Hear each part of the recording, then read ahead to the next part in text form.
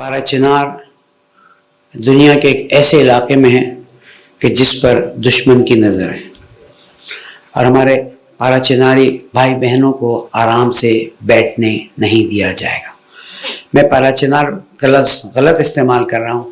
کرم کا علاقہ ایسا ہے کہ جس میں شیعہ سنی شیر و شکر ہو کے رہتے تھے اور رہیں گے، لیکن دشمن کا کام یہ ہے کہ کسی طرح سے ایسا فتنہ ڈال دو کہ یہ ساتھ نہ بیٹھ سکیں۔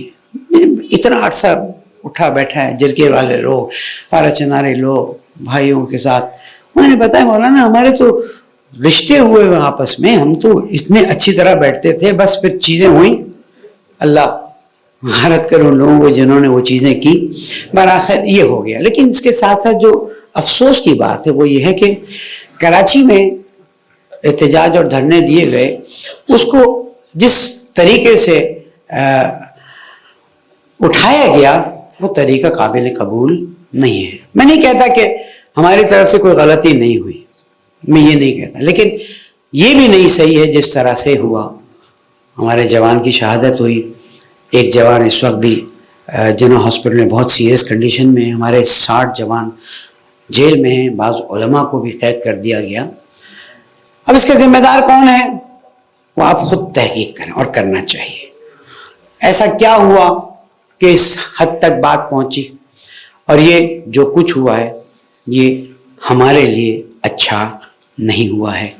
اور نتیجہ یہ ہوا کہ ٹیلی ویژن پہ سوال کیے گئے کہ جس پروونس میں یہ مسائل ہیں اس پروونس میں تو دھرنا تو کیا دھرنی بھی نہیں دی گئی، کوئی بہت بڑے مظاہرے بھی نہیں کیے گئے، اور یہاں پر آ کے کیے گئے۔ تو جو اس نے یہ کہا ہے اس کو یہ جواب دے دوں کہ اگر غزہ میں مسائل ہو رہے ہیں تو ہم نے یہاں پر آواز اٹھائی ہے، تو آپ کہیں کہ نہیں میں غزہ جا کے مظاہرے کروں، یہ لاجیکل بات نہیں ہے۔ لیکن ہمیں بھی سوچنا چاہیے کہ بزرگ علماء موجود ہیں، ان سے مشاورت کر کے آگے بڑھنا چاہیے، اس لیے کہ ناتجربہ کاری یہاں تک لے آتی ہے، اور اس کے بعد قوم کو وہ بھگتنا پڑتا ہے۔ ایک جان گئی، آپ کو پتہ ہے اس کا مطلب کیا ہوتا ہے؟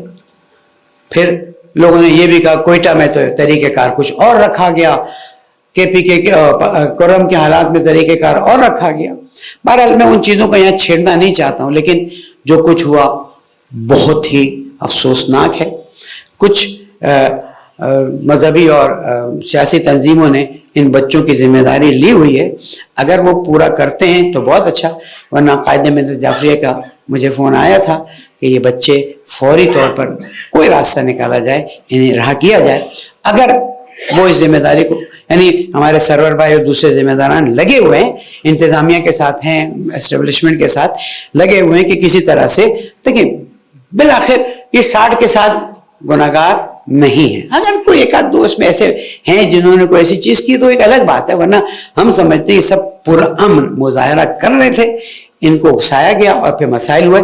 انشاءاللہ اگر یہ ذمہ دار اپنی ذمہ داری پوری نہیں کر سکے تو انشاءاللہ ہم قائد محترم کی طرف سے، ویسے بھی ہم بیک گراؤنڈ میں ہیں، لیکن اگر کوئی ذمہ داری لے چکا ہے تو ہمارے پاس اور بہت سی ذمہ داری ہیں، انشاءاللہ مل کے ان بچوں کو فوراً رہائی دلوائیں گے۔ درود پڑھیں محمد۔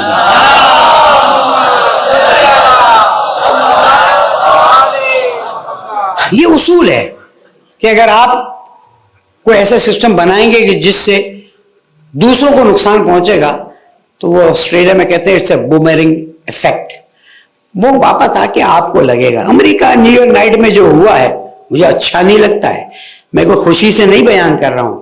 انسان تو انسان، ایک بلی بھی ماری جائے تو افسوس ہوتا ہے، جب گاڑی کے نیچے آئی ہوئی بلی نظر آتی ہے تو دل میں ایک احساس آتا ہے، تو پھر بھی انسان تھے، مسلمان تھے نہیں تھے کیا تھے۔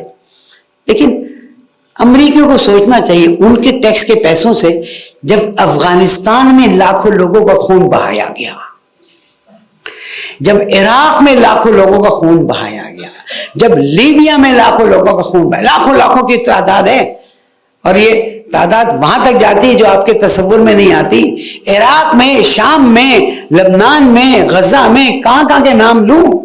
اور ابھی جارڈن اور مصر جو ہے وہ کہتے ہیں جب پڑوسی کا سر کوئی گنجا کر رہا ہو دشمن آ کے اور آپ اس کی مدد نہ کریں تو اپنے سر پہ بھی تیل اور پانی لگا لیں، اس لیے کہ اب وہ اس طرح آپ کے سر پہ بھی آنے والا ہے۔